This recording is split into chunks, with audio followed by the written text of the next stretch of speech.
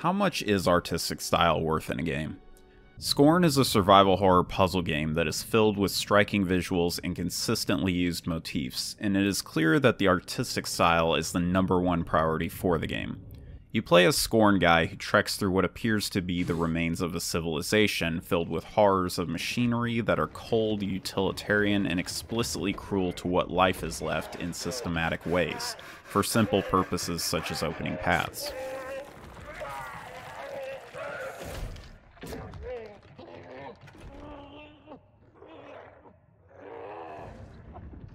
There is no explicit narrative, dialogue, or even writing, yet what might be the most interesting part is its ability to craft themes through motif. Scorn achieves this through visual progression, from mechanical and factory-like visions of hell to a regal temple that seems free from most mechanical tortures.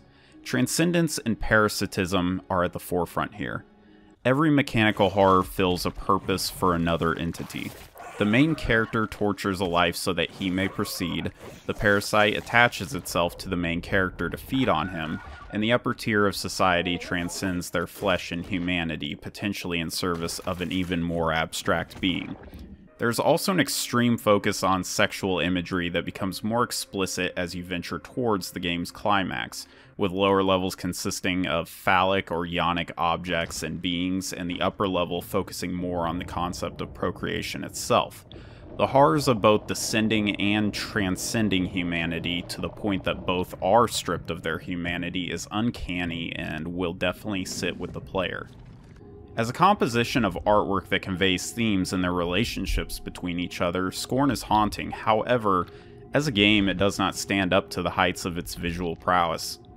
The game begins as trying to be Myst-like, where you not only have to solve a puzzle, but you must define the puzzle with no direction given except your own experimentation.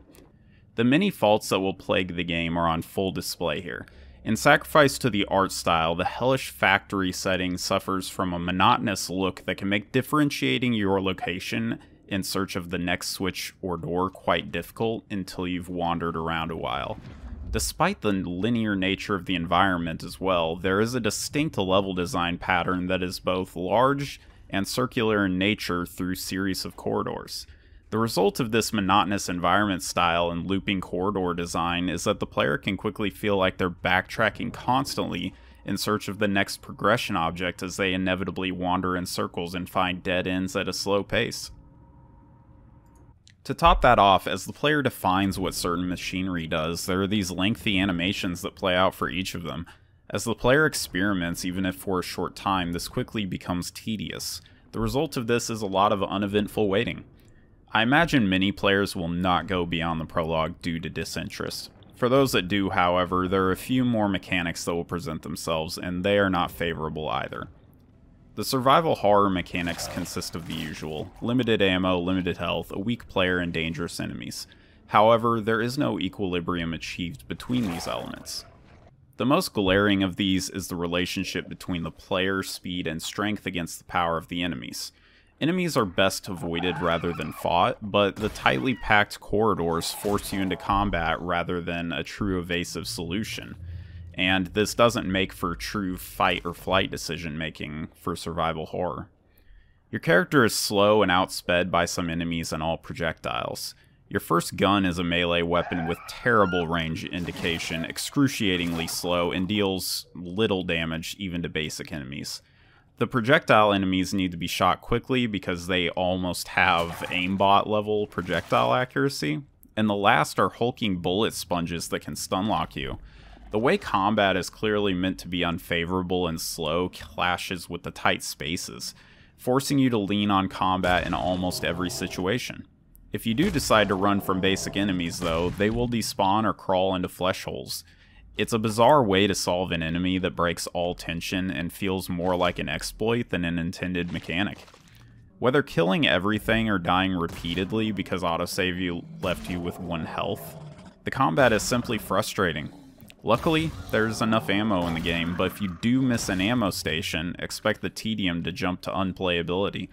The result is there is no tension or dynamic approach to any enemies.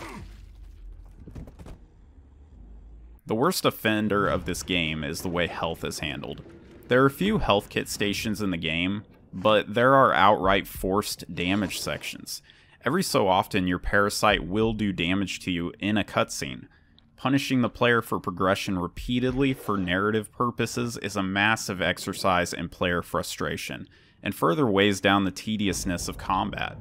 From what I understand, there is even a point in the game in which the player can lock themselves out of finishing the game due to not having enough health and forced damage sections. Coupling this forced damage with an autosave feature and extremely limited health is one of the most bizarre choices of design in this game and doesn't seem thought out at all. Teaching helplessness in a game is frustrating to players, and I do believe this will be a significant amount of players' experience. The puzzles are repetitive as well. Some of them are simple problem solving, most of them are light spatial reasoning, and one of them is best handled through light arithmetic. They're not complex, but their repetition of the same notes of reasoning, and even outright repetition of the exact same puzzles, just aren't engaging. I think this will be another point of disinterest that many players will find themselves in, both unmotivated to unlock the next sections or do yet another repeat puzzle. Scorn's gameplay falls considerably short. The intensity of survival horror has fallen into the common design trap of not creating tension for the next situation, but of making dread for playing the game itself. I have to commend both the art style and the usage of motif in creating an implicit narrative of major concepts with relatable themes. It does leave a grand impression, but it is all style and no substance.